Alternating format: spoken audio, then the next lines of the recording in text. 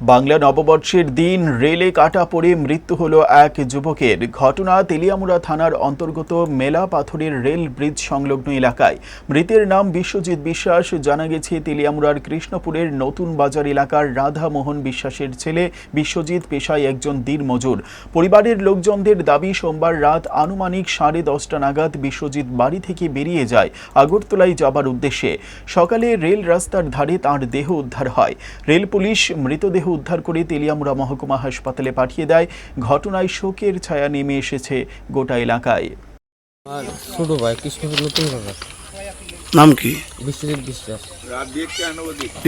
কেমনে কি দিয়েছে?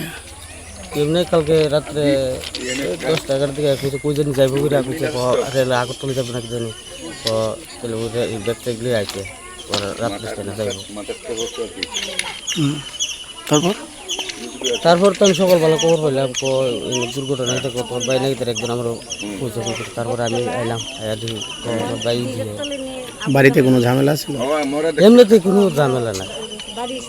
কি করে এমনি? এমনি গিরিশ খাদ্যের সাথে আমরা দূরত্ব বেশি।